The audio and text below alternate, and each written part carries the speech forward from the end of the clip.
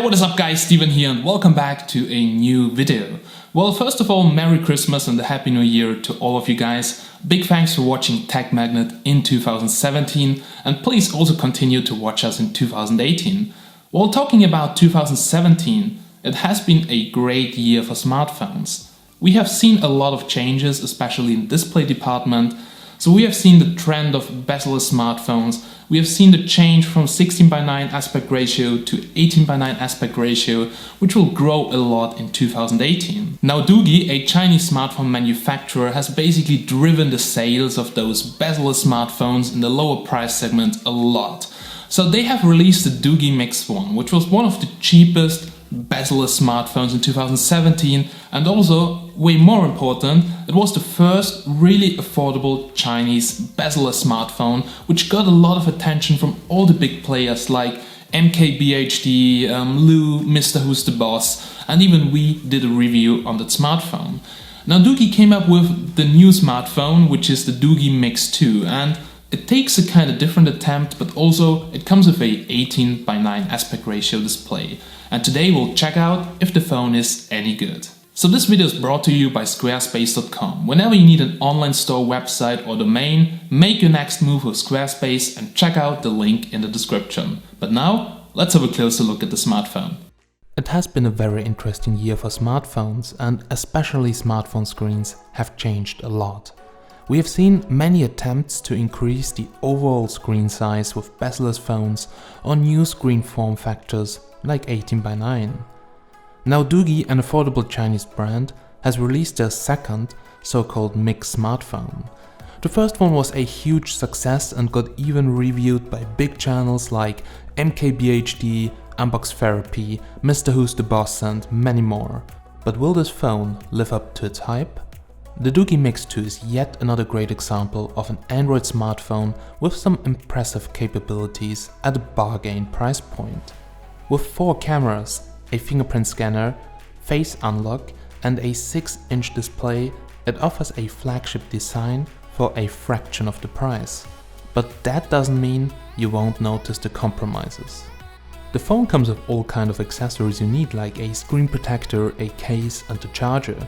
And the first feeling was really wow, it looks impressive, but it's also quite heavy with its 210 grams. Now for comparison, my Galaxy Note 8 weighs around 195 grams, so it's a really heavy smartphone. But the beautiful display makes you forget the weight immediately. It has a 5.99-inch 18:9 Full HD Plus display that is just gorgeous, probably one of the best I've ever seen on a budget phone from China. The colors are vibrant, the edges nicely rounded, and it's also sharp and bright. The viewing angles are also top-notch, and I had no issues using the phone outside or to dim it in low-light situations. The Doogee Mix 2 comes with glass on the front and glass on the back, and a metallic frame that keeps everything together. The build quality is really good, there are no sharp edges, and it feels very good in my hands. However, I don't like the design of the buttons, since they have a very low profile and feel a bit weird. The dual camera module on the back with the fingerprint scanner stands a bit out of the body, but the fingerprint scanner is easy to reach and works quite well, even though it's not the fastest scanner out there. Now right next to the modules you can find a dual LED flash on the shiny glass surface. So the backside is really a huge fingerprint magnet, but it looks fantastic in my opinion. As almost every smartphone nowadays, it comes with a USB Type-C port, which supports OTG and a single speaker at the bottom. There is only one speaker behind the left speaker grill, and to be honest, its quality is okay, but it's simply not loud enough.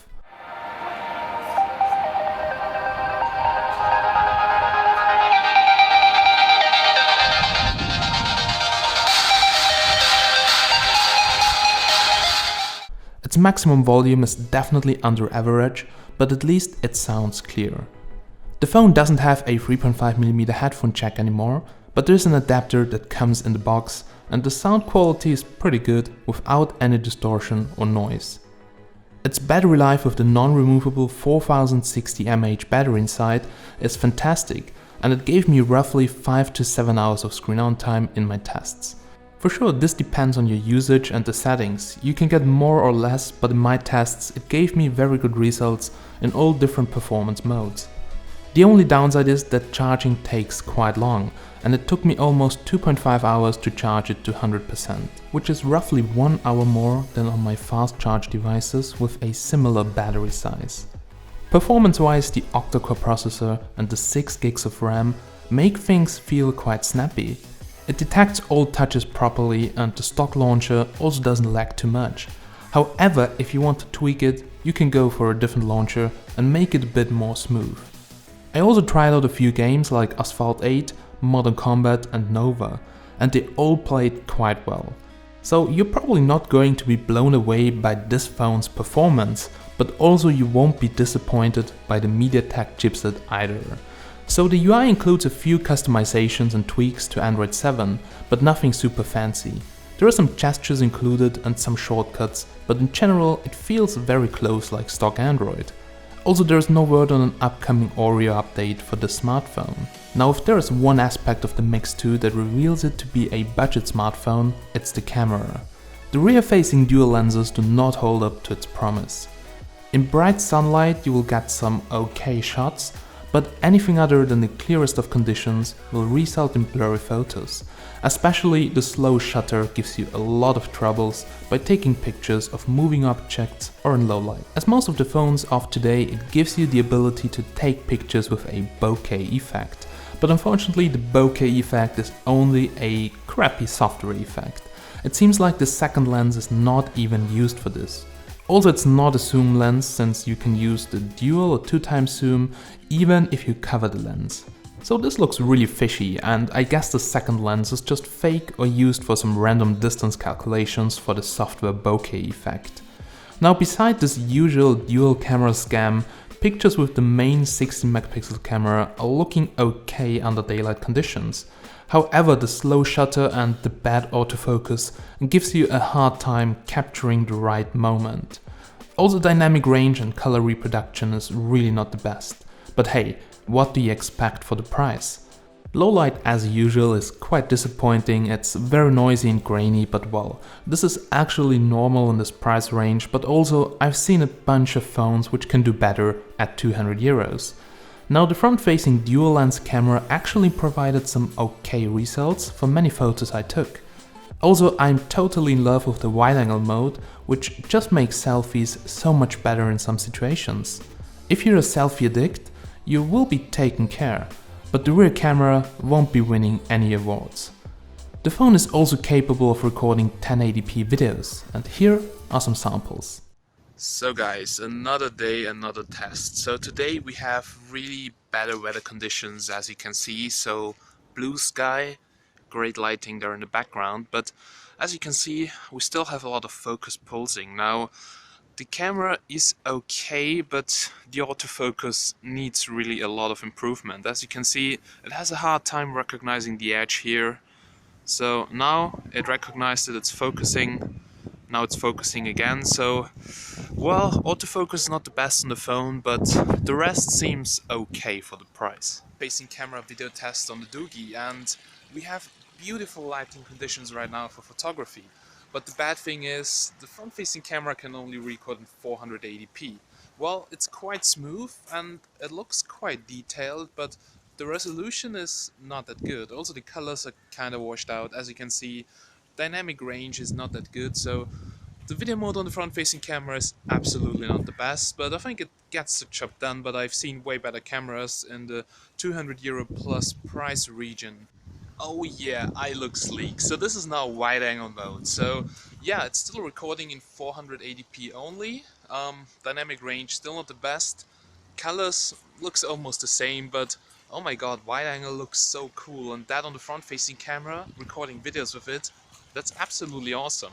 So I really love that you can do that, and it doesn't really look bad at all. So for me right now on the screen, this feature looks quite good. Connectivity-wise, it's a decent phone. The Doogee Mix 2 supports 4G connectivity, dual-band Wi-Fi and Bluetooth. Now Wi-Fi is on the same level as my Note 8 and Bluetooth works fine, to be honest. Unfortunately, there is no NFC available, and as usual the 4G and 3G bands are a little bit limited, but at least it supports the famous LT band B20. Also, the GPS signal is really good and I had no problem to use it as navigation device. So a very good signal, and also it's really accurate. Now, all in all, the Doogee Mix 2 offers a great quality for its low price, and if you're looking for an affordable phone with a beautiful design and screen, then have a look at it. As usual, you have to live with some shortcomings like the camera and some OS bugs. But except of that, it's a decent phone, and I hope that future software updates will improve it. Alright guys, so we're now here at the end of this video, and just quickly to sum it up, here comes my final conclusion about the Doogee Mix 2. So all in all, for the price, it's a pretty decent smartphone. It comes with awesome build quality, a really good looking and very bright screen with awesome colors. We have good battery life, and that are actually the most important things for me. But well, the front-facing camera looks also very good with that wide-angle mode, which I also enjoyed on my LG G6.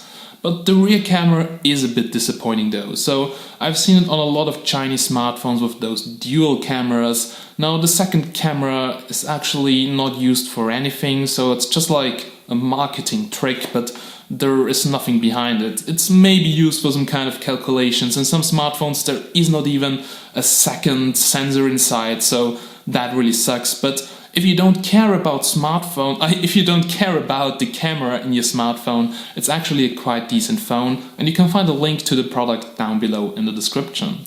At this point, also big thanks to squarespace.com for making this video possible. So as I've told you, I'm running a business, I sell Bitcoin miners, and I know it's kinda tricky to set up your own store, so your own website. If you have no idea about coding, you have to buy a lot of plugins, mess around with installations, and all that can be very tricky and even cost you a lot of money.